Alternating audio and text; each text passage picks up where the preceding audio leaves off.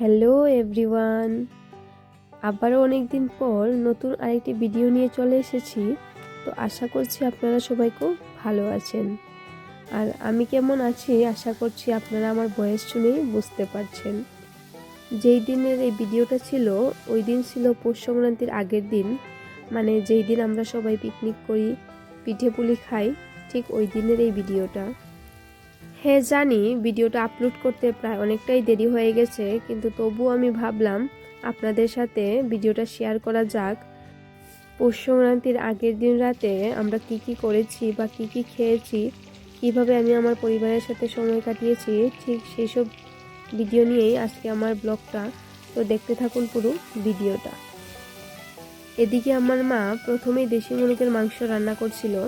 তো দেশি মুরগির মাংসের রেসিপিটা আমি এখানে অ্যাড করিনি, কারণ ভিডিওটা অনেকটাই বড় হয়ে যাবে। যদি আপনারা দেশি মুরগির রেসিপিটা দেখতে চান তাহলে অবশ্যই জানাবেন, আমি রেসিপিটা আলাদাভাবে আপনাদের সাথে শেয়ার করব। জানি ভিডিওটা দেখতে তেমন একটা ভালো লাগছে না, তবুও আমি আজকে কোনো আর্টিফিশিয়াল জিনিস ব্যবহার করছি না সৌন্দর্যের জন্য। যেহেতু আমরা গ্রামে থাকি তাই আমরা ওই দিন মাটির উনুনেই রান্না করেছিলাম, একদম গ্রাম্য পদ্ধতিতে।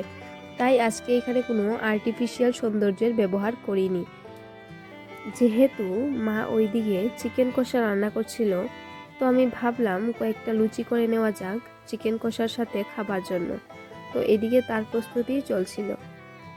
আর ওই দিন শুধু আমাদের ঘরেই না, সবার ঘরেই প্রায় উনুনে রান্না হচ্ছিল, বা যারা বুড়ির ঘরে পিকনিক করছিল তারাও উনুনে রান্না করেই খাচ্ছিল, কারণ এইটা সবাই মিলে খুব আনন্দের সাথে আমরা করি। আর এই রকম প্রচণ্ড ঠান্ডাতে উনুনের কাছে বসে রান্না করার মজাটাই আলাদা।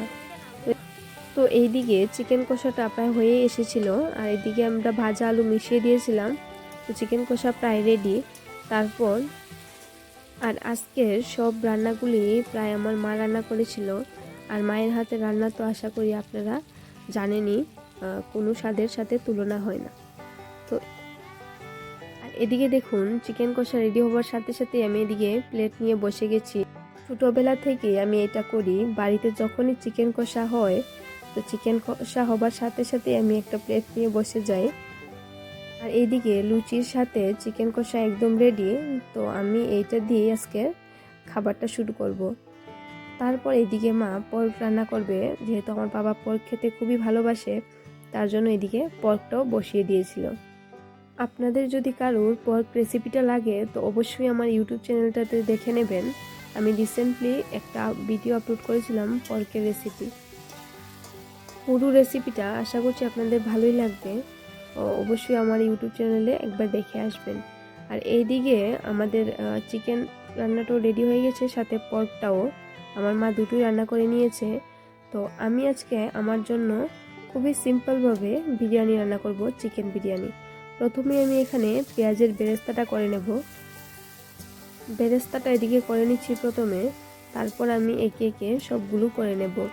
বেরেস্তাটা করে নেওয়ার পর এদিকে প্রথমে আলু আর ডিম ভালোভাবে ভেজে নিয়েছি। আর ওইদিকে আমি বিরিয়ানিতে যে মাংসটা ব্যবহার করব ওইটা ম্যারিনেট করে রেখেছিলাম। তো এইবার মাংসটাকে কষিয়ে নেব। প্রথমে এদিকে পেঁয়াজ দিয়ে দিয়েছিলাম, তারপর এইবার ম্যারিনেট করা মাংসটা দিয়ে ভালোভাবে কষিয়ে নেব। অন্যদিকে আমি বিরিয়ানিতে যে রাইসটা ব্যবহার করব সেটাও 80% মতো কুক করে নিয়েছিলাম।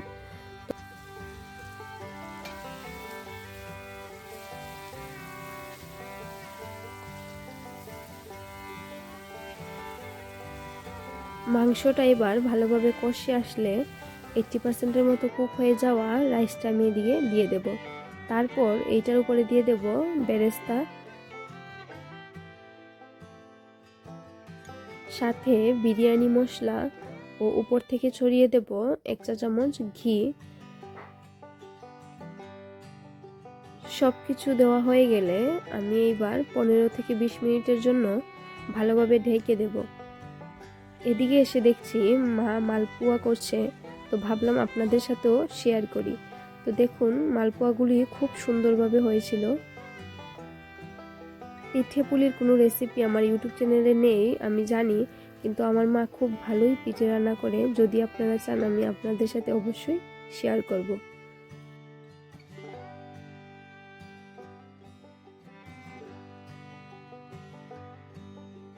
আর এই রকম ঠান্ডাতে গরম গরম পিঠে খেতে কার না ভালো লাগে বলুন।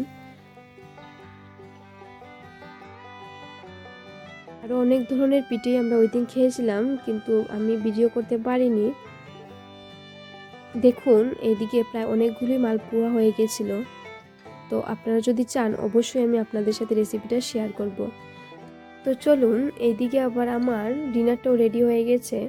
আজকের ভিডিওটা আমি এখানেই শেষ করছি। ভালো লাগলে অবশ্যই চ্যানেলটিকে সাবস্ক্রাইব করে দেবেন ও লাইক কমেন্ট শেয়ার করতে ভুলবেন না।